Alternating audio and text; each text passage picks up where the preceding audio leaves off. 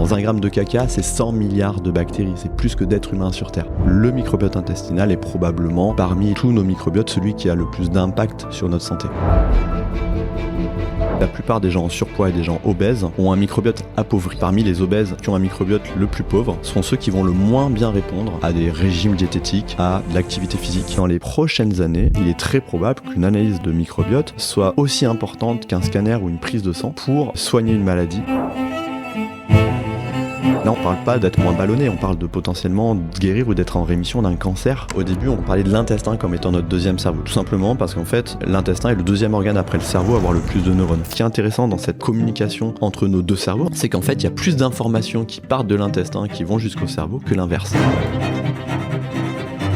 Dans des situations bien précises, certains probiotiques, certaines souches ont démontré une efficacité clinique. Si on augmente notre activité physique, on va améliorer notre microbiote. La question là-dessus, c'est que c'est toujours, est-ce que c'est l'œuf ou est-ce que c'est la poule? Est-ce qu'on a un microbiote qui change et donc ça induit une pathologie? Ou est-ce que c'est parce qu'on a cette pathologie qu'on a notre microbiote qui change? Ça va contribuer à révolutionner la médecine. On lit partout que nos problèmes de ventre viennent de notre alimentation moderne qui est trop transformée. Alors, est-ce qu'on est tous en train de détruire notre microbiote sans le savoir? Eh bien oui, en grande partie, effectivement. Si on ne fait pas attention à ce qu'on mange, on a tendance à manger beaucoup d'aliments ultra transformés. Parce qu'en fait, on vit dans notre monde moderne, on va faire nos courses au supermarché. Et au supermarché, on trouve majoritairement énormément d'aliments ultra transformés. Dans ces aliments, on trouve beaucoup d'additifs. Et quand on prend un par un ces additifs, en fait, la plupart sont toxiques, ou en tout cas ont un impact négatif sur nos intestins, à la fois sur notre microbiote, mais également sur l'ensemble de l'intestin. Et donc, ça explique en partie pourquoi on a de plus en plus des soucis intestinaux, des problèmes de digestion, des ballonnements, des troubles du transit, etc. Ok, donc tout ça, ça peut être lié à notre microbiote, là, tous les symptômes dont tu viens de parler. Le microbiote peut jouer un rôle dans la survenue de ce genre de symptômes, effectivement. Ok, il y a d'autres raisons que le microbiote, mais Exactement. Le microbiote peut aussi rentrer en ligne de compte. Et notamment les émulsifiants qu'on retrouve beaucoup dans les biscuits, dans les mayonnaises, dans les glaces. On sait que ces émulsifiants-là, qu'on trouve beaucoup dans les produits industriels, altèrent le microbiote intestinal, entraînent de l'inflammation intestinale, rend l'intestin un peu plus poreux, et ça peut être, c'est le début vers des problèmes de santé en fait. Tu as parlé d'additifs, je pense que l'additif c'est la grande classe qui englobe un petit peu tout ça. Finalement, pourquoi ces additifs qui sont contenus dans cette alimentation ultra transformée est mauvaise pour notre microbiote? Parce qu'à la base, tout ce qui n'est pas naturel peut forcément, même déjà dans les choses naturelles, il peut y avoir un impact positif ou négatif sur le microbiote, mais dans ces additifs-là, on retrouve de tout. Alors, tous les additifs sont pas achetés, mais la plupart du temps, quand on a tendance à remplacer un produit naturel par quelque chose d'industriel pour augmenter la durée de vie d'un produit, pour améliorer son goût, pour améliorer sa texture, eh ben on peut se rendre compte que si c'est pas si naturel que ça peut avoir un impact négatif. Mais encore faut-il le démontrer, encore faut-il faire des études. Et là, il commence à y avoir des études là-dessus et qui montrent du coup les impacts négatifs de ce genre d'additifs. Ok, donc ça commence à être clairement démontré. Les additifs abîment notre microbiote. En tout cas, certains additifs. Certains additifs. On a parlé des émulsifiants, il y a également le problème des édulcorants. Et puis après, il y a tous les contaminants qu'on trouve beaucoup. On parle beaucoup du glyphosate, mais il y a énormément d'autres pesticides, ces contaminants qui sont soit retrouvés directement sur les aliments, sur les végétaux, soit même des gens qui font une agriculture biologique, les sols ont tellement été imprégnés par ces contaminants qu'on arrive quand même à retrouver dans les aliments. Et il faut pas croire que ces choses-là on va pas les ingérer et ça va pas avoir une action sur notre organisme. On est entouré de contaminants avec la pollution, avec les pesticides, avec tout ça. Ok, et donc au niveau du microbiote, moi j'y connais pas grand-chose, donc c'est bien, je vais te poser des questions assez naïves. Ça va avoir quoi comme effet? Ça va détruire les bactéries ou ça va en faire proliférer d'autres ou diminuer certaines? Eh ben justement un peu tout ça. C'est-à-dire que ça peut détruire certaines bonnes bactéries ou détruire de nombreuses bactéries, qu'elles soient bonnes ou moins bonnes, entre guillemets, et quand on laisse, la nature n'aime pas le vide, et quand on laisse un peu de place, eh ben c'est souvent des mauvaises bactéries ou des mauvais champignons qui vont avoir tendance à proliférer. Ok, si on laisse la place, il y en a d'autres qui la prennent. Exactement. On est rentré directement dans le microbiote, dans le vif du sujet. Je te propose de te présenter, Julien. Donc je m'appelle Julien Scanzi, je suis gastro-entérologue à l'hôpital de Thiers et au CHU de Clermont-Ferrand, donc c'est en Auvergne, et je m'intéresse maintenant depuis une dizaine d'années au microbiote intestinal. En fait, moi je suis rentré par le cas, on va dire, le plus extrême du microbiote intestinal, son approche la plus extrême, qui est la transplantation fécale. En fait, c'est une procédure qui vise à transférer des selles d'un individu sain à un patient malade pour le guérir d'une maladie liée à des problèmes de microbiote intestinal. Et donc moi, il y a une dizaine d'années où j'ai eu la chance de faire partie des premiers Français à faire cette procédure-là dans un hôpital. Ça a fonctionné. En tant que professionnel ou sur toi? Non, en tant que professionnel. C'était pour guérir une patiente dans un cas très particulier. On peut pas faire ça pour tout et n'importe quoi. C'est pour une infection à une bactérie qu'on appelle Clostridioides difficile. C'est une bactérie qui a tendance à revenir dès qu'on arrête les antibiotiques. Parce qu'il n'y a plus de microbiote sain, il n'y a plus assez de bonnes bactéries autour. Pour donc combattre. Exactement. Et donc cette mauvaise bactérie, elle continue de proliférer dès qu'on arrête l'antibiotique, alors que la transplantation fécale va permettre de réintégrer un environnement microbien riche, diversifié, au sein duquel la bactérie va disparaître, ou en tout cas ne va plus être délétère pour le patient, et ça avait marché, et ça fonctionne dans cette indication-là dans plus de 90% des cas. Okay. Donc je me suis rendu compte qu'on pouvait soigner des gens avec le caca, globalement, avec le microbiote de quelqu'un d'autre, et je me suis dit, c'est incroyable, voilà, les pouvoirs de notre microbiote, et voilà, ça fait une dizaine d'années que je m'y intéresse maintenant et que j'essaie un petit peu de transmettre des messages sur les liens entre ce microbiote et notre santé, quoi. Et donc cette personne-là, maintenant, elle a la bactérie qui est revenue, et elle a plus besoin de refaire de transplantation? Non, probablement qu'elle a même plus cette bactérie-là, on ne sait pas, en tout cas on l'a plus retrouvée, et surtout elle est totalement asymptomatique, elle est plus malade, parce qu'en fait quand on a cette infection-là à cette bactérie, on a une diarrhée à plus de 10-15 selles par jour. C'est pas vivable. Non, bien sûr que non. Ok. Et ça se passe comment une transplantation fécale? Alors, le plus compliqué, ça va être de sélectionner un donneur. Parce que bien sûr, il ne faut pas faire n'importe quoi. On peut transmettre des maladies contagieuses par les selles, que ce soit des virus, des bactéries, des parasites. Donc déjà, l'idée, c'est de trouver des donneurs sains, et des donneurs sains qui ne soient pas porteurs de ce genre de pathogène qu'on pourrait transmettre. Donc ça, c'est vraiment la partie la plus compliquée. Une fois qu'on a trouvé un donneur sain, qu'on a fait tout un bilan par des prises de sang, par des analyses de selles pour éliminer le fait qu'il soit porteur de ces pathogènes, et ben on l'invite à donner ces selles en général, c'est la pharmacie de l'hôpital qui gère ça. Il récupère les selles, en fait un transplant. C'est vraiment quelque chose assez simple, on va dire. On va diluer les selles avec du sérum physiologique, le mixer, le filtrer, et en fait c'est ça qu'on va transférer. En général, on met même une petite solution pour que ça soit conservable à moins 80 au congélateur, et comme ça, dès qu'on a besoin de faire une transplantation fécale, on n'a plus qu'à décongeler le transplant fécal et l'administrer au patient. Mais on le met directement dans l'intestin? On met directement dans l'intestin. Il y a plusieurs possibilités. Déjà, le patient, en général, on lui aura fait faire comme une préparation colique, une sorte de purge, un peu comme avant une coloscopie, un peu pour nettoyer les intestins. Système digestif. Et ensuite, ça peut se faire soit par gélule, ça se fait surtout dans le cadre des études cliniques par gélule. Sinon, ça va être soit par voie haute avec une petite sonde qui passe du nez qui va dans l'intestin, ou avec un petit endoscope qui passe du nez ou de la bouche qui va dans l'intestin, ou par voie basse, par coloscopie ou par lavement rectal. En tout cas, il y a plusieurs. L'idée, c'est d'amener ce transplant fécal dans l'intestin. Ok, super. Bon, est-ce que tu peux nous expliquer un petit peu, on commence quand même à avoir compris ce que c'est que ce microbiote? Ah ouais, on va revenir quand même à la base. On va revenir à la base, exactement. On n'a pas encore expliqué ce que c'était. Le microbiote, en fait... Parce que je pense que c'est flou quand même pour pas mal de gens. Pour ceux qui savent pas ce que c'est que le microbiote, ils ont tous entendu parler de flore intestinale. Parce qu'avant, on pensait que les bactéries, c'était classé comme des végétaux, et donc on parlait de flore. Puis maintenant, en fait, on se rend compte que ces microbiotes, les microbiotes, en fait, c'est un ensemble de micro-organismes qui vivent dans un écosystème. Et dans les micro-organismes, c'est bien sûr des bactéries, mais pas seulement, c'est également des levures, des champignons, des parasites, etc., des virus. Et c'est tout cet écosystème microbien qui vivent dans des communautés qu'on appelle microbiotes. Et ces microbiotes, on en est porteur de plein. En fait, partout sur nous et dans notre corps, on a ces microbiotes-là. Sur la peau, on a un microbiote cutané, dans notre bouche, un microbiote buccal, les femmes ont un microbiote vaginal, on a un microbiote pulmonaire, un microbiote urinaire, et bien sûr un microbiote intestinal. C'est celui-là le plus important, à la fois parce que c'est là où on retrouve la plus grande concentration en micro-organismes. Il y a dans les intestins à peu près 40 000 milliards de bactéries et d'autres micro-organismes. Ça fait du monde. Ça fait du monde. Dans un gramme de caca, c'est 100 milliards de bactéries. C'est plus que d'êtres humains sur Terre. Donc c'est une énorme concentration de micro-organismes. Et surtout, le microbiote intestinal est probablement, parmi tous nos microbiotes, celui qui a le plus d'impact sur notre santé. Si on n'avait pas tout cet écosystème, on pourrait pas vivre? Je pense qu'on ne pourrait pas vivre, ouais. on a besoin, en fait, on vit en symbiose avec ces écosystèmes microbiens, et en fait, ils ont tellement d'utilité, les bactéries et les autres micro-organismes participent au bon fonctionnement de notre organisme. Elles sont capables de fabriquer des petites molécules, des vitamines, des neurotransmetteurs, des messagers chimiques qui vont activer des neurones, par exemple. Elles vont communiquer donc avec le cerveau, on en parlera peut-être, mais on parle beaucoup de deuxième cerveau, et également avec le système immunitaire.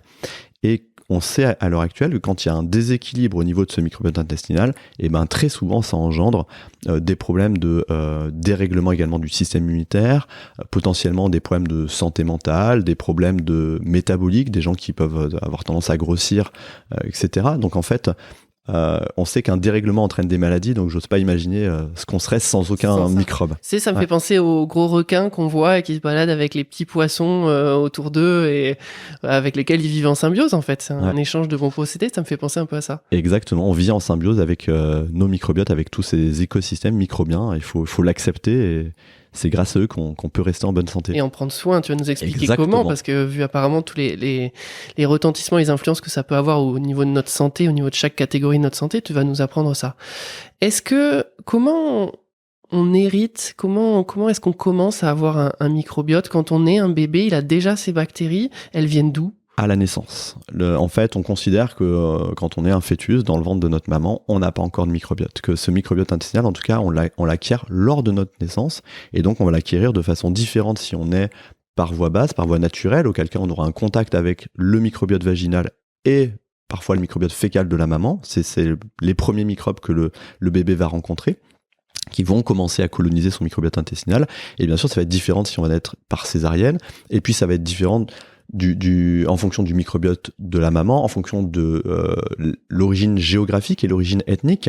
Un enfant qui naît à New York n'aura pas le même microbiote qu'un enfant qui naît au fin fond de l'Afrique ou dans la Chine rurale, puisque le microbiote varie également en fonction de ces secteurs géographiques, etc., et des modes de vie des populations. Donc c'est pour ça qu'on a peut-être certaines personnes qui supportent mieux certains types d'alimentation que d'autres. Je sais pas si c'est des mythes ou pas, mais on entend que un Européen, il supporte pas bien, par exemple, une nourriture d'un continent africain, et vice-versa, un Africain qui viendrait en France, en Europe, peut-être qu'il aimerait pas ce que nous, on a l'habitude de manger. Ça, c'est lié à notre microbiote. Ça peut contribuer. On sait que une des fonctions de nos bactéries intestinales, c'est de nous aider à digérer via la sécrétion d'enzymes.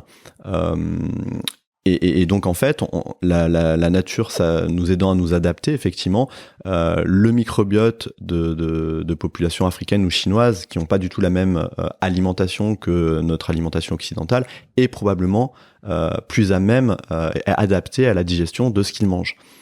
Et quand on regarde le microbiote de populations chasseurs-cueilleurs, par exemple, on se rend compte qu'ils ont une diversité microbienne probablement 2 fois plus importante que la nôtre, et qui les aide vraisemblablement à digérer plus de 50 grammes de fibres, bien au-delà de 50 grammes de fibres par jour, alors que nous, on consomme en moyenne moins de 20 grammes de fibres. Et probablement que notre microbiote s'est un peu désadapté par rapport à ces consommations-là. On mange beaucoup moins de fibres, et on a probablement appauvri nos microbiotes et fait en sorte que nos microbiotes, malheureusement, nous aident un peu moins à digérer ces fibres. Ok, donc on va y revenir, mais j'ai l'impression qu'il y a un peu un cercle vertueux qui se passe avec les fibres, on va y revenir. Exactement. Un petit peu. Donc on a parlé de la naissance, est-ce qu'au contraire, quand on vieillit, notre microbiote, il vieillit avec nous? Ouais, alors donc entre la naissance et le vieillissement, il y a tout pas mal de temps qui se passe. Et il y a surtout les 2-3 premières années de vie, on parle beaucoup des 1000 premiers jours, c'est une période qui est majeure pour la santé d'un individu, c'est cette période des 1000 premiers jours qui va de la conception de l'enfant, donc ça prend en compte la grossesse, jusqu'aux 2 ans de l'enfant. Pendant cette période-là, tout pourra avoir potentiellement un retentissement sur la santé future de l'enfant. C'est-à-dire qu'il peut y avoir des choses qui vont se passer pendant les 2 premières années de vie, voire même en fin de grossesse de la maman, qui vont potentiellement avoir un retentissement sur la santé future de l'enfant, même à un âge adulte. C'est assez incroyable parce que pendant ces 2 premières années de vie, et après la conception, pendant le développement fœtal, il y a tout le système...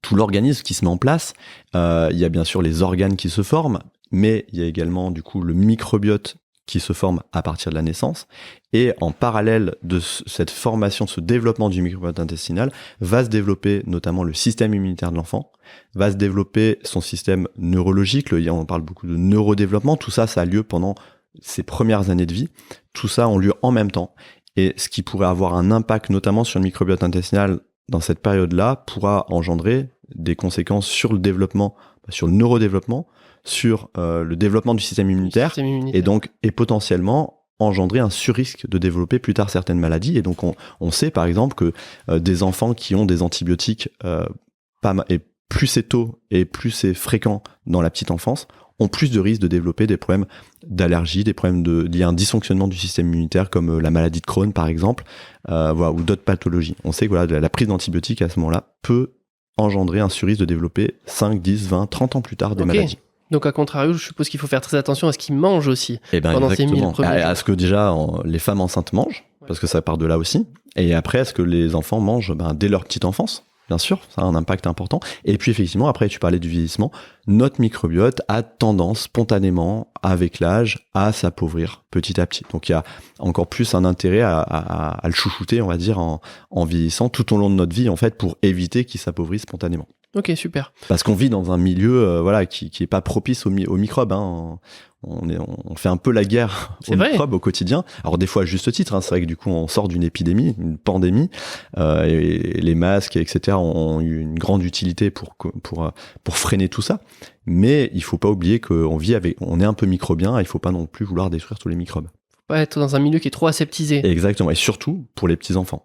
Okay. Quand dans les 2-3 premières années de vie, les enfants ont besoin de grandir dans un environnement microbien.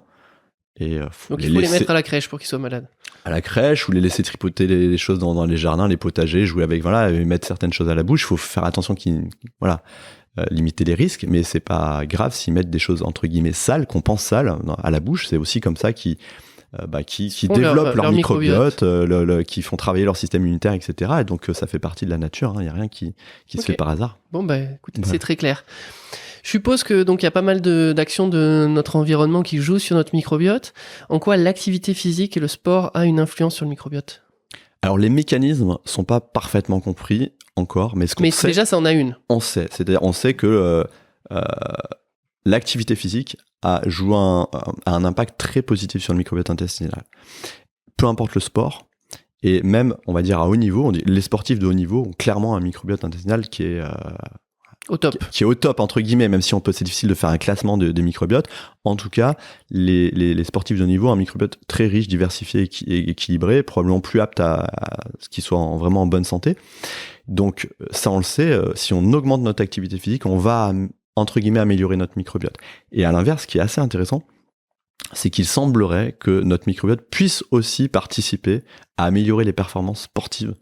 Et il y a notamment des études qui ont trouvé notamment 2 bactéries différentes, notamment une bactérie qui a été isolée chez des marathoniens qui avaient fini dans les premiers du marathon de Boston, qui étaient très peu retrouvés dans la population générale, non sportive, non marathonienne. Et cette bactérie qui s'appelait Veillonella atypica, quand il l'a transférée à des souris, on s'apercevait que les souris couraient plus rapidement et plus longtemps. Et en fait, ils ont regardé après qu'est-ce qu'elle faisait, cette bactérie-là. Elle était en fait capable d'utiliser l'acide lactique que les grands sportifs connaissent bien, qui parfois peut donner des douleurs au niveau des jambes, etc. Était capable d'utiliser l'acide lactique pour en faire de l'énergie, en fait. Donc autant le sport peut aider notre microbiote, mais en contrepartie, potentiellement que notre microbiote peut modifier, augmenter nos performances sportives. C'est très clair, c'est très chouette parce que t'as pris un exemple de sportif de haut niveau qui était bien pour illustrer, mais effectivement ce qu'on retrouve c'est que les personnes qui font de l'activité physique, elles améliorent leur microbiote. Exactement, et la marche c'est une activité physique, il n'y a pas besoin de courir, faire du squash ou un marathon, la marche régulière, 30 minutes de marche par jour, ça suffit à avoir un effet bénéfique sur le microbiote puis sur notre santé en général. Donc là on vient de voir qu'il y avait des choses effectivement qui amélioraient le microbiote comme l'activité physique, et à contrario je suppose qu'il y a des choses comme peut-être le stress qui vont avoir un effet négatif. Tout à fait.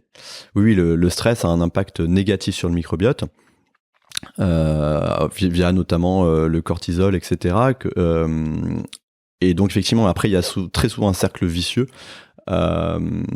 entre stress, microbiote altéré qui engendre souvent des troubles digestifs, de la fatigue, qui va augmenter le stress, etc. Et donc il y a des fois ce cercle vicieux qui se met en place. Donc effectivement, la gestion du stress, la lutte contre le stress est aussi un moyen indirect de chouchouter un peu son microbiote. Et bon, l'activité physique est aussi un moyen de lutter contre le stress, mais après il y a d'autres choses, de la relaxation, de la méditation. Ça inscrit dans un ensemble en fait. Exactement. Le sommeil aussi, avoir un bon sommeil, etc. Ça joue sur le microbiote, le sommeil. Tout à fait. Et le microbiote joue, c'est un peu comme pour le sport, un bon microbiote, entre guillemets, en tout cas, certaines caractéristiques de microbiote peuvent améliorer le sommeil. Et ce qui a été montré, c'est que une privation de sommeil altère le microbiote. Ok. Voilà. Et aussi, un truc assez intéressant que j'ai vu il y a pas longtemps sur une étude, on pourrait croire que quelqu'un qui dort peu et qui veut se faire des grandes grasses mat le week-end, ça va être bénéfique pour son microbiote, vu qu'on est en train de dire que le sommeil c'est bien. Et en fait non, le microbiote il aime bien des choses régulières. Et c'est-à-dire, exactement, je pense, il veut, voilà, il aime la routine. Il aime la routine, etc. Et donc même une grasse matinée qu'on pourrait penser bénéfique, ben pour le microbiote c'est pas si bon que ça. Non, généralement, ils aiment les 7 à 8 heures de sommeil tous les jours et pas trop de variations dans les heures de coucher, les heures de sommeil, etc. Exactement. Pas terrible. Bon, gros morceau, si on parle du surpoids et du microbiote, quelle est l'influence par rapport à tout ce que tu me dis? J'ai l'impression que le microbiote a toujours une influence. Est-ce que si on modifie notre microbiote, on va réussir à faire maigrir des gens? Est-ce que c'est l'œuf? Est-ce que c'est la poule? Enfin, il y a plein de questions là. C'est pas si simple, mais c'est hyper intéressant. Ce qu'on sait déjà, c'est que la plupart des gens en surpoids et des gens obèses ont un microbiote appauvri. Ça, ils ont globalement un microbiote beaucoup plus pauvre que la population générale. Ce qu'on sait aussi, c'est que parmi les obèses, ceux qui ont un microbiote le plus pauvre sont ceux qui vont le moins bien répondre à des régimes diététiques, à de l'activité physique, etc. Alors que parmi les obèses, ceux qui réussissent à garder un microbiote assez équilibré, etc., vont mieux répondre à ça. Et auront moins de soucis d'inflammation de l'organisme, notamment la maladie du foie gras, le diabète, etc. Ils seront moins embêtés avec tout ça. Ça, on le sait. Après, on sait aussi qu'il y a il semble qu'il y ait des bactéries qui puissent protéger un petit peu la survenue d'obésité, surpoids et de diabète. Il y a notamment une bactérie qu'on appelle Akkermansia mucinifila, qu'on retrouvait très très diminuée chez les gens obèses et diabétiques par rapport à la population générale. Et ce que certains scientifiques ont montré, c'est que quand on prenait cette bactérie, qu'on la mettait à des souris prédisposées à devenir obèses, et ben elles devenaient plus obèses et plus diabétiques. Et donc on a eu tendance à penser, c'est génial, on a trouvé le truc un peu miraculeux qui va empêcher les gens de grossir et donner cette bactérie-là à des gens qui ont tendance à grossir. Et c'est pas si simple que ça marche pas si bien que ça. Ça joue sur quelques paramètres, notamment la sensibilité à l'insuline, notamment quelques paramètres biologiques qui peuvent être intéressants. Mais pour l'instant, on n'a pas encore trouvé de choses pour faire maigrir les gens, y compris la transplantation fécale. Il y a eu quelques études sur transférer des selles de sujets sains, minces, à des gens obèses. Et ces études sont pour la plupart négatives. Elles ne permettent pas. Il y a eu des choses qui sont aussi modifiées dans l'organisme. Et l'obésité, c'est la partie émergée de l'iceberg, on va dire. Mais il y a plein de choses qui dysfonctionnent quand on est... Ce qu'il faudrait voir, je pense, c'est une prise en charge qui est plus globale avec justement l'ajout peut-être de ces bactéries pour voir si ça permet effectivement de passer un cap. Mais je pense que chercher, comme dans n'importe quel critère d'ailleurs, un seul paramètre et un seul levier qu'on actionnerait qui permettrait de faire maigrir tout le monde ou de soigner tout le monde, etc., ça reste un petit peu illusoire. Exactement. Stop, je coupe cet entretien pour vous annoncer une bonne nouvelle. Cela fait maintenant 2 ans qu'on reçoit des experts de la santé pour parler de sport et de nutrition. Avec Raph, on a sectionné les 7 conseils les plus précieux sur comment perdre du poids après 50 ans, partagés par des experts reçus sur notre chaîne. Vous recevez 7 emails pendant 7 jours, avec à chaque fois une information clé à retenir sur la perte de poids après 50 ans. Cliquez juste ici, c'est totalement gratuit. Allez, on reprend l'interview. Bon, on a vu quand même qu'il y avait un paquet de choses pour aller mieux. On n'a même pas parlé un petit peu du deuxième cerveau, enfin voilà, des liens au niveau neuronaux, enfin au niveau du système immunitaire aussi, tu as parlé, enfin voilà, il y a des effets partout. Si on a envie de jouer sur ce levier-là, comment on sait si on a un bon ou un mauvais microbiote? Alors déjà, si vous êtes en bonne santé, il y a plus de chances que vous ayez entre guillemets un bon microbiote. Par contre, si vous avez une maladie chronique, on sait à l'heure actuelle que la plupart des gens qui ont une maladie chronique ont un microbiote altéré. Donc déjà, si vous êtes en bonne santé, il y a plus de chances que vous soyez du bon côté en termes de microbiote. Après, si vous avez une bonne hygiène de vie, et c'est surtout, on a pas beaucoup parlé d'alimentation, on a parlé de sommeil, d'activité physique, de stress, mais c'est vrai que l'élément qui a le plus d'impact au quotidien, enfin sur lequel nous on peut jouer sur notre microbiote, c'est vraiment l'alimentation. Et donc l'idée, voilà, c'est d'avoir une alimentation la plus saine possible, naturelle, riche en fibres. Parce que les fibres vont jouer un rôle de prébiotique, c'est-à-dire les fibres en fait c'est des glucides complexes, des polysaccharides qui vont pas être digérés par nos enzymes humaines. Donc les fibres, on peut les retrouver dans les fruits, dans les légumes, dans les légumineuses, dans les céréales complètes, voilà, dans les pâtes complètes, le riz exactement, complet. Les graines, les oléagineux, etc. On trouve des fibres dans tous ces éléments végétaux. Et donc nos petites bactéries, elles se nourrissent de ces fibres. Elles se nourrissent de ces fibres, exactement, et surtout les bonnes bactéries d'ailleurs. Et donc ça va permettre de maintenir une certaine richesse et diversité de notre microbiote. On leur donne à manger comme ça. Elles aiment bien également les aliments fermentés. Quand on va manger des aliments fermentés, alors il y a par exemple le kimchi, yaourt, kéfir de lait, kéfir de fruits, kombucha, la choucroute, les légumes lacto-fermentés. Un peu de kombucha dans ton frigo, toi ? Exactement. Tu lui donnes à manger régulièrement ? Exactement, j'ai un kombucha là, citron-gingembre en ce moment. Ok. Ça va, il prolifère pas trop, t'arrives à en manger suffisamment, enfin... Ouais, après effectivement, il faut en fait le kéfir et le kombucha, pour le kéfir, c'est des grains de kéfir, pour le kombucha, c'est une mère, un peu comme pour le vinaigre. Et en fait, effectivement, au fur et à mesure où on en fabrique, la mère grossit et après on peut la diviser, on peut en donner à droite à gauche. Effectivement, ça. Tu approvisionnes tous les alentours autour de chez toi, tes amis, etc. Exactement, au boulot aussi. Tout. Donc ça, et ce qui est démontré, c'est que ces aliments fermentés apportent des micro-organismes vivants, des bactéries, des levures, et qu'en fait, ce qui est curieux, c'est que ça n'augmente pas notre microbiote que avec ces micro-organismes qu'on trouve dans le kéfir ou kombucha, ça va augmenter encore d'autres bactéries. C'est-à-dire qu'en fait, ça va avoir un impact positif sur le reste du microbiote, et ce qu'a montré une étude, c'est très intéressante, c'est que ça améliore énormément, donc ça booste le microbiote, ça augmente la richesse et la diversité, et ça améliore énormément de paramètres biologiques, ça diminue l'inflammation, et probablement que c'est aussi très bénéfique, l'idéal c'est d'avoir une alimentation riche en fibres, et d'intégrer également quelques aliments fermentés de façon régulière. C'est quoi de façon régulière ? C'est une fois tous les 2 jours ? Après, chacun, voilà, l'idée. De se faire une idée. Ça dépend. Ça peut être un verre. C'est pas à prendre au pied non, de la lettre, non. Ça peut être un verre de kéfir ou de kombucha par jour, ou ça peut être des légumes lacto-fermentés 2 fois par semaine. Ça peut être. Voilà, chacun. L'idée, c'est de les intégrer, c'est de pas oublier ces aliments-là. Ça se supporte bien. Moi, j'ai le mythe un peu si je prends un verre de kombucha par jour, je suis pas sûr d'avoir mon transit qui tient le coup. C'est une fausse idée. Non, c'est une fausse idée. Il faut tester. Chacun est différent sur la tolérance. Pareil pour les fibres. Hein. Les fibres, pour ceux qui nous voient là, qui en consomment pas assez, parce que globalement en France c'est 15 à 20 grammes de fibres par jour. Les recommandations c'est au-delà de 25 à 30 grammes. Il faut pas le faire du jour au lendemain, tripler sa consommation de fibres. Vous allez être hyper ballonné, avoir des troubles du transit, etc. Ça va du coup freiner dans votre élan, et donc c'est dommage. Donc l'idée c'est d'augmenter progressivement, c'est manger de plus en plus de fibres de façon progressive et de voir ce qu'on tolère. Il y a des fibres qui sont plus digestes que d'autres également. Pas hésiter dans ces cas-là, en cas de troubles digestifs, de difficultés à améliorer son alimentation, de se faire aider par des professionnels de santé, nutritionnistes, diététiciennes, etc. dont c'est le métier. Et je trouve ça c'est vraiment important. Et c'est un enjeu de santé publique, puisque on est de moins en moins bonne santé à cause de notre mode de vie énormément, et notamment de notre alimentation. Donc c'est hyper important qu'on arrive tous à mieux manger, à faire attention à ce qu'on mange. Alors ça veut pas dire qu'il faut s'interdire totalement les fast-food, de plus du tout manger de gâteaux industriels ou autres. L'idée c'est juste de faire attention et de majoritairement manger des choses qui sont saines pour notre organisme. Non, puis même si tu t'es fait un fast-food dans la journée, il te reste 2 autres repas où tu peux essayer d'avoir tes apports en fibres.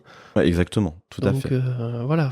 Moi j'aime bien la règle des 80-20, où 80% du temps on essaie de faire bien. On essaie de faire bien, et 20% on regarde pas trop, on se fait plaisir, parce que l'alimentation c'est aussi du plaisir, c'est aussi des moments de convivialité, etc. Il faut pas non plus moi je suis comme toi, j'essaie de faire en sorte que là-dedans. La semaine je fais attention, et puis un peu plus de laisser aller le week-end, mais voilà, ça revient à peu près au même. Exactement. Mais l'idée c'est de mettre en place des routines qui soient plus saines pour notre santé. C'est pareil pour l'activité physique.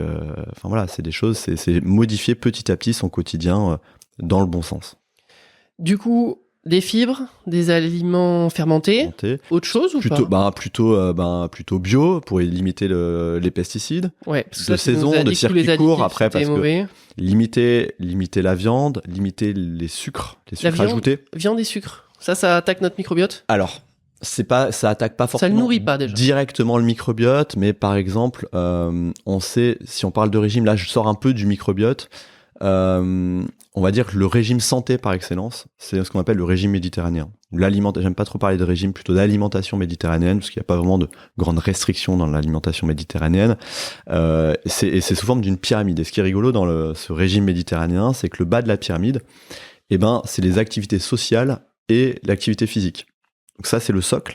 Et après, on va retrouver surtout beaucoup de végétaux, beaucoup de fibres, des bonnes huiles. Alors des huiles, l'huile d'olive, puis des huiles plus riches en oméga 3, des poissons un peu gras. Et ça va être un peu modérément produits laitiers, des œufs et peu de viande. Un peu de vin, c'est dans le régime méditerranéen. Et peu de produits transformés. En fait, l'alimentation méditerranéenne, c'est vraiment un régime santé par excellence. Il y a énormément d'études qui montrent des bénéfices pour la santé, y compris pour le vieillissement, autant le vieillissement physique que les fonctions cognitives. C'est vraiment... Et on voit du coup qu'il n'y a pas trop, effectivement, ni de sucre, ni de viande, pas trop. Exactement. Mais du coup, si je comprends bien, notre microbiote, en fait, on va en prendre soin avec tout ce que tu viens de nous donner comme conseil, mais sans véritablement savoir sa composition. Pourtant, on a quand même, qui a émergé un petit peu à droite, à gauche, des analyses de microbiote. Ça, qu'est-ce que ça vaut? Est-ce que ça vaut le coup d'aller en faire une?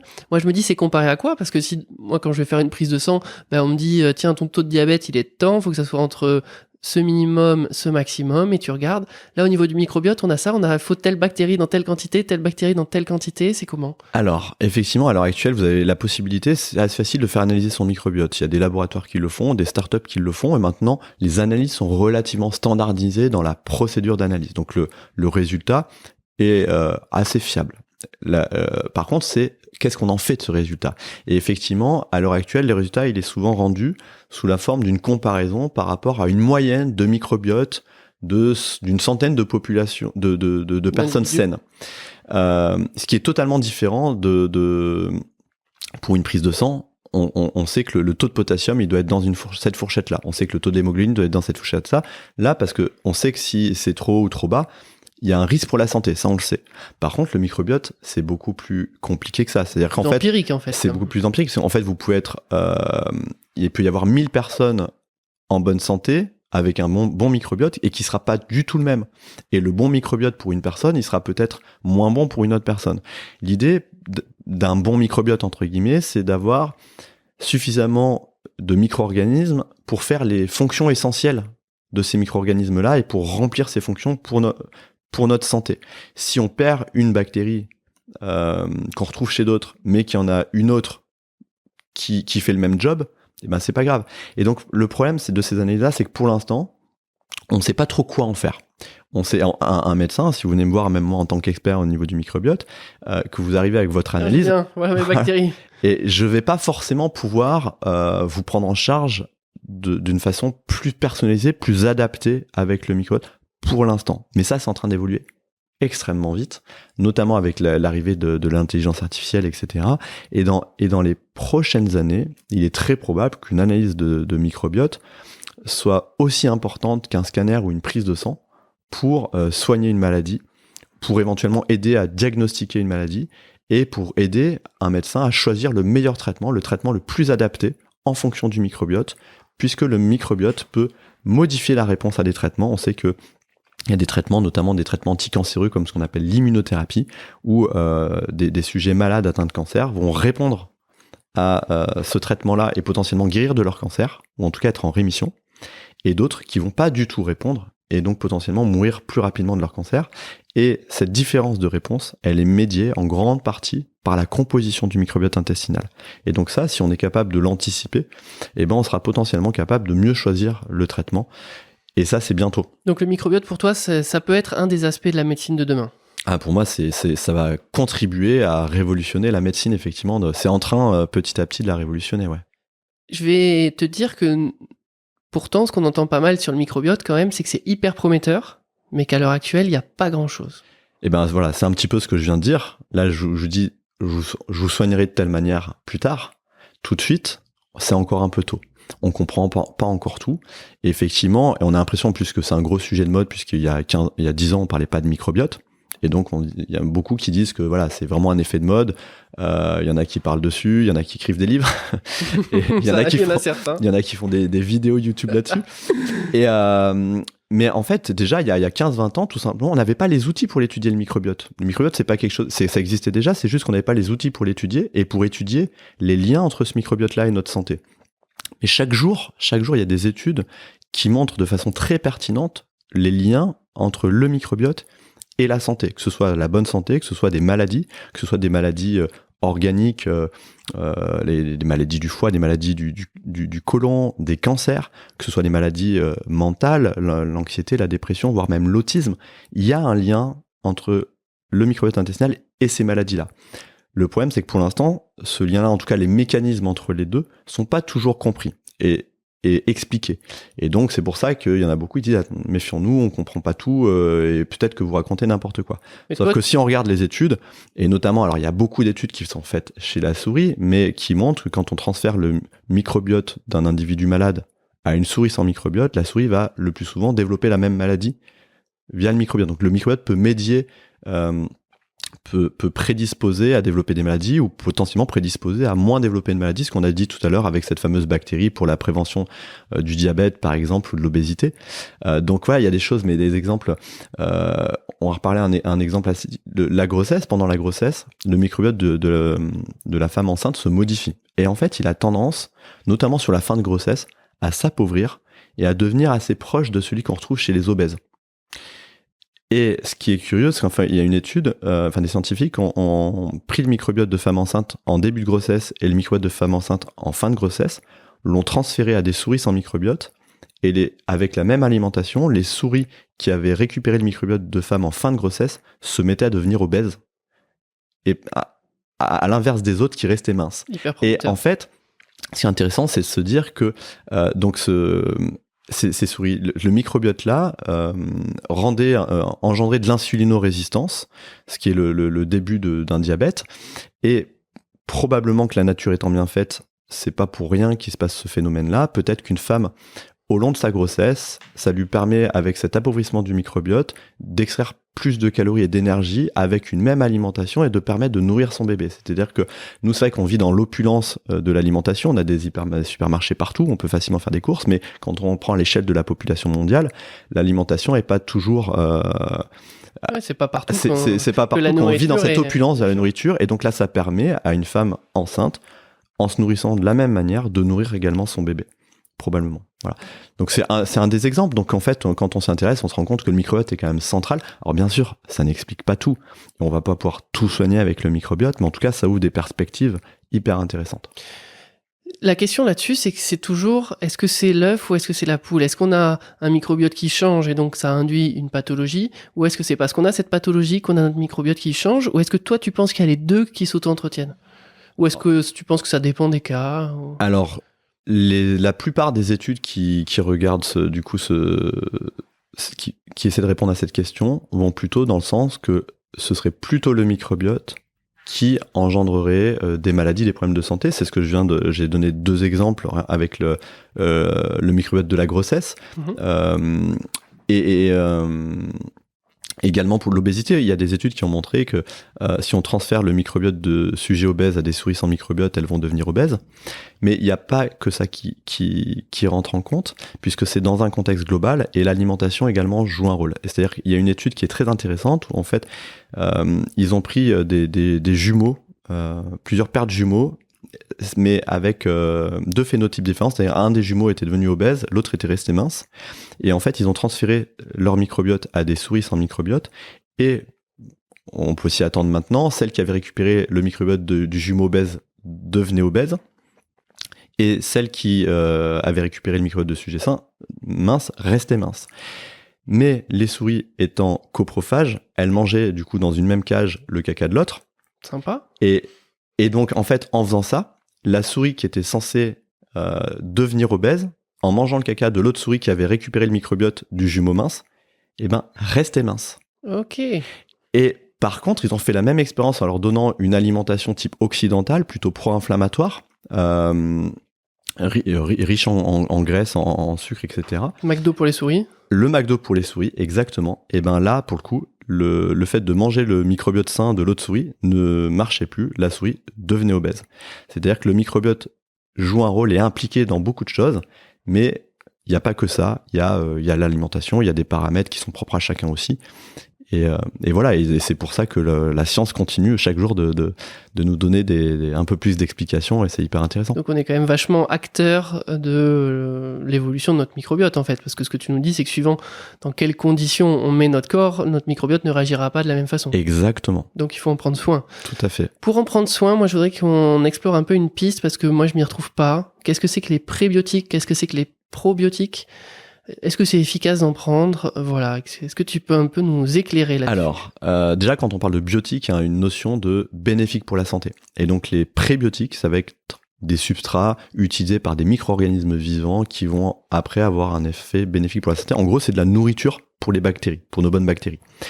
Et donc, les prébiotiques, la plupart du temps, ça sert pas à grand-chose. On en a acheté dans le commerce. Les prébiotiques, on les a, et c'est ces fibres dont on a parlé tout à l'heure. Fruits, légumes, légumineuses, céréales, graines, oléagineux, etc. Ces fibres-là ont, pour la plupart, un effet prébiotique et vont nourrir et augmenter la croissance de nos bactéries. C'est pour les prébiotiques. Les probiotiques, c'est des micro-organismes vivants, donc des bactéries ou des levures, soit une bactérie, soit plusieurs bactéries, qui vont avoir un effet positif sur la santé de celui qui va en consommer. Et donc, alors, il y a effectivement dans notre alimentation, on a parlé des aliments fermentés, on peut en considérer entre guillemets comme des probiotiques naturels, puisqu'on va ingérer des micro-organismes vivants qui vont potentiellement avoir un effet bénéfique pour la santé, même s'il n'y a pas beaucoup d'études qui le démontrent. Il y a quand même quelques données, notamment sur le kéfir.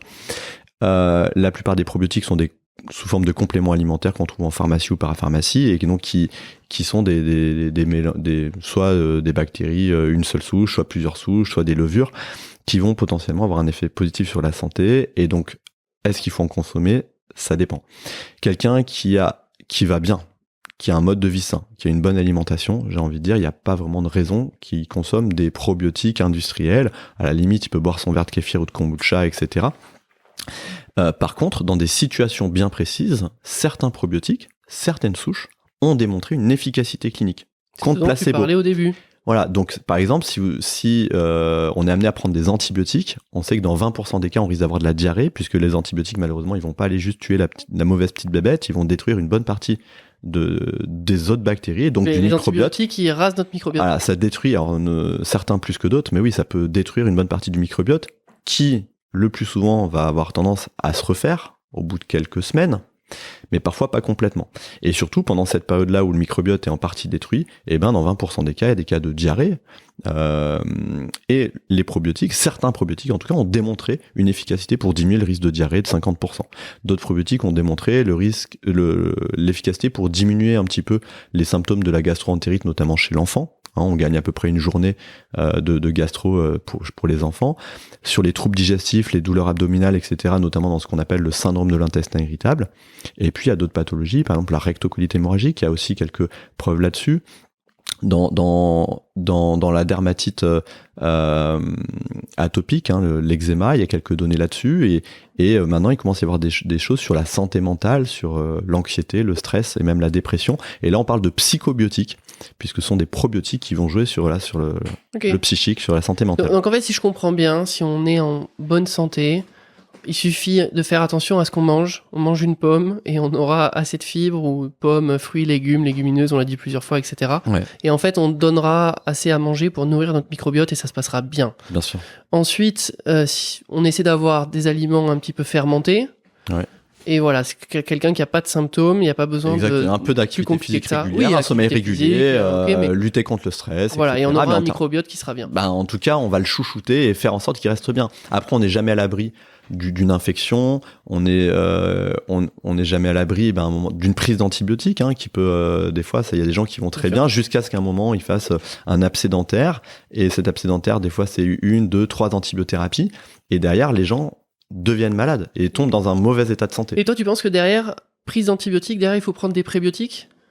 Alors, des prébiotiques, oui, pourquoi pas, on va dire. En tout cas, faire attention à ce moment-là, à avoir une alimentation encore plus saine qu'habituellement, un mode de vie encore plus sain. Vraiment, voilà, chouchouter son microbiote au moment où il est un peu agressé par ces antibiotiques. Donc cela, c'est prendre des probiotiques pendant la cure d'antibiotiques et un peu juste après éventuellement, pas trop longtemps pour laisser ensuite son propre microbiote se refaire un petit peu, ce qu'on appelle la résilience du microbiote. Il y a cette capacité-là, après avoir été agressé et appauvri, reproduire, à revenir un petit peu à son état initial, mais malheureusement, c'est que cette résilience-là, elle n'est pas infinie, et que chez certaines personnes un peu plus fragiles, ou parce qu'il y a eu plusieurs agressions, ou des agressions plus importantes, le microbiote peut ne pas revenir à son état antérieur, et rester dans un état appauvri, fragilisé, qui sera plus propice à une moins bonne santé future.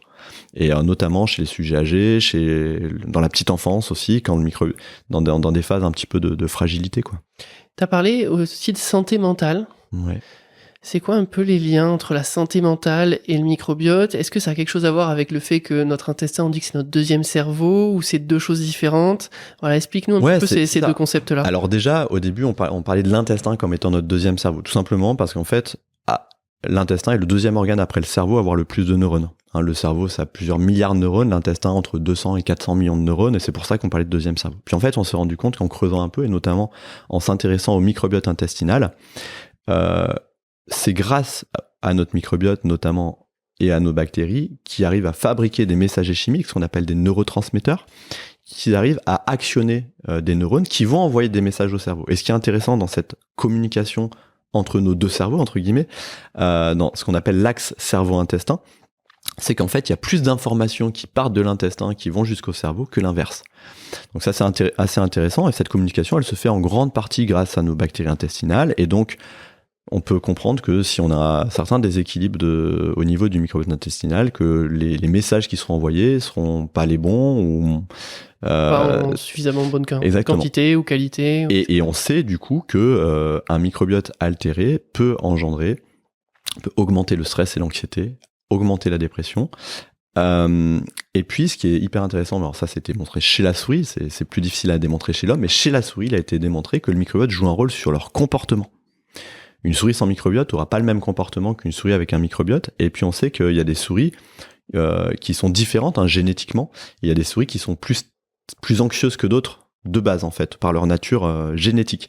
Et ce qui est intéressant, c'est que si on transfère à cette souris anxieuse le microbiote d'une souris plus zen, on va dire, eh ben la souris anxieuse va être moins anxieuse. Et ça, on peut le mesurer sur des tests. Donc c'est hyper intéressant. Donc ça, c'est un peu plus difficile pour démontrer ça chez l'homme, mais il y a des études qui commencent à le montrer que avec l'alimentation ou avec certains probiotiques, on peut diminuer l'anxiété et le stress.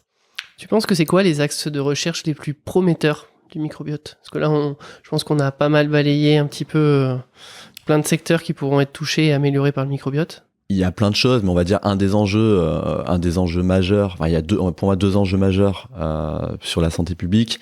C'est tout ce qui est effectivement obésité, diabète et les cancers. Et j'ai donné l'exemple au début, mais effectivement, d'utiliser le microbiote intestinal pour dépister précocement un cancer, voire pour prédire un surrisque de cancer et donc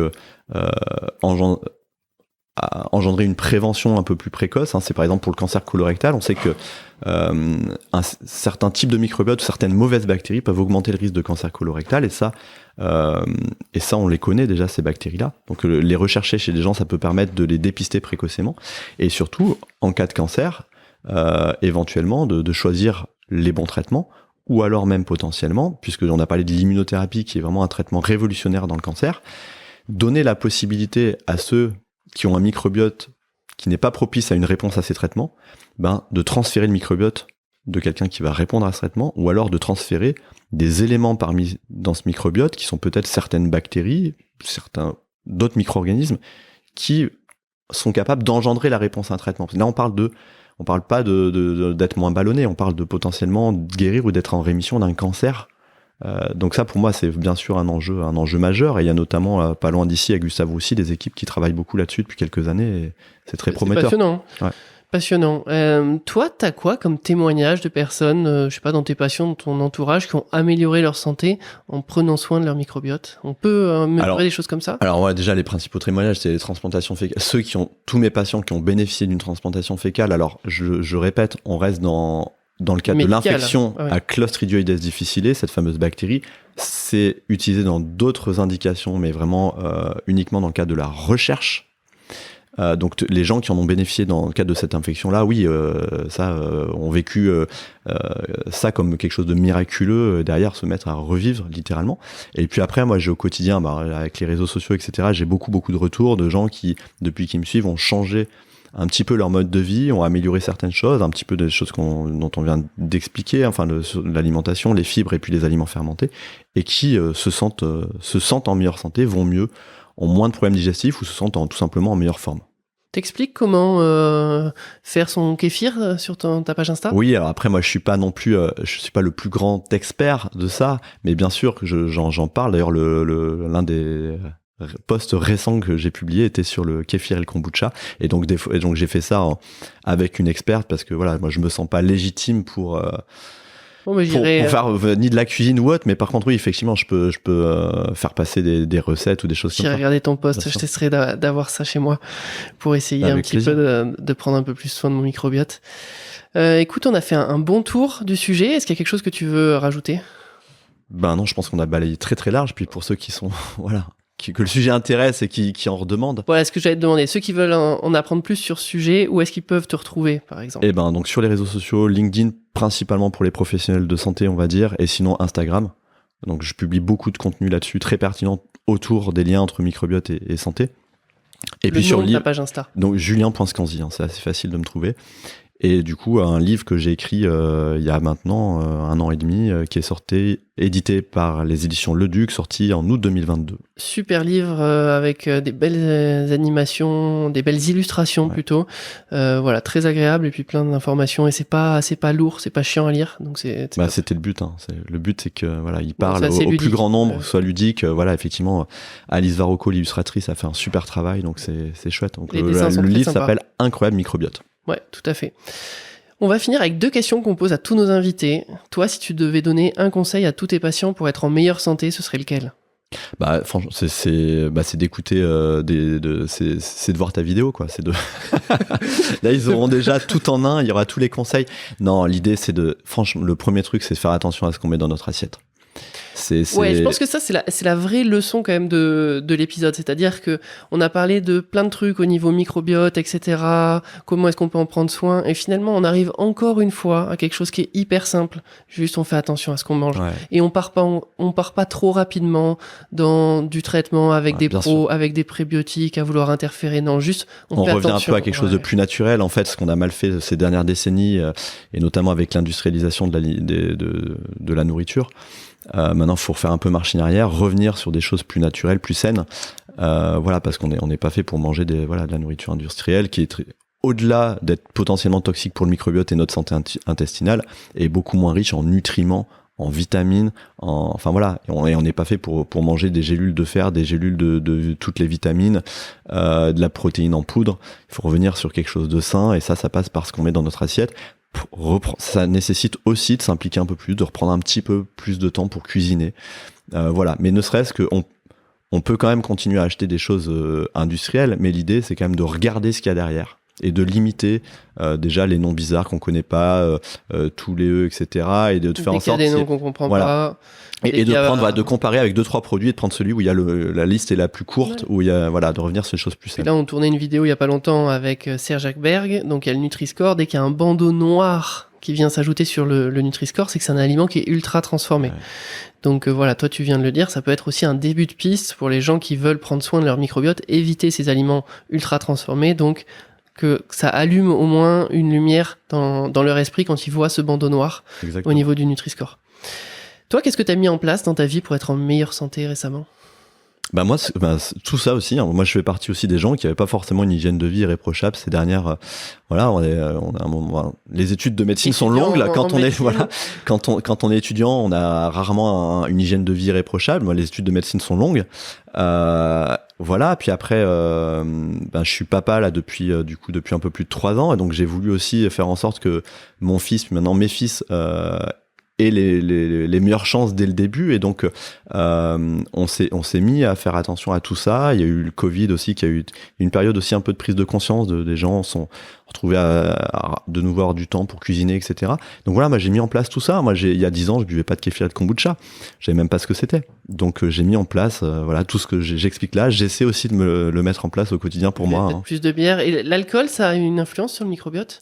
Ouais, bien sûr, l'alcool a un impact plutôt négatif. Ça veut pas dire que, et là on revient sur le verre de vin du régime méditerranéen, ça veut pas dire qu'un verre de vin rouge sera négatif, aura un impact négatif sur le microbiote et potentiellement sur notre santé. On sait pas trop. En tout cas, dans tout ça, c'est l'abus qui est. Ce qui est fou, c'est que ce qui est bien, c'est bien pour tout, et ce qui est mauvais, c'est quand même mauvais pour tout. Ça, c'est assez dingue à chaque fois qu'on reçoit. Après, ce qu'il faut savoir, c'est dans le kéfir et le kombucha, il peut y avoir des traces d'alcool, hein, puisque ça reste le processus de fermentation. Hein, donc, il peut y avoir 0,5 jusqu'à un maximum 2% d'alcool dans le kéfir et le kombucha. Ok. Et ça reste malgré tout bénéfique pour la santé. On peut en donner quand même aux enfants? Et ben après, si vous acceptez de donner des traces d'alcool à votre enfant, il n'y a pas de problème. Moi, je peux pas dire donnez-en à votre enfant et de l'alcool, mais bien sûr que je pense que c'est largement plus bénéfique de donner du kéfir et kombucha, même avec 1% d'alcool, qu'un soda ou un jus de fruits hyper sucré. Très clair. Voilà. Merci beaucoup, Julien. Merci à toi, avec plaisir. Cliquez ici pour visionner notre guide complet sur comment perdre du poids durablement après 50 ans. On a passé des mois et des mois à lire des articles scientifiques à ce sujet pour vous proposer cette vidéo exceptionnelle. Regardez-la et faites-nous un retour franc dessus. À tout de suite dans cette vidéo.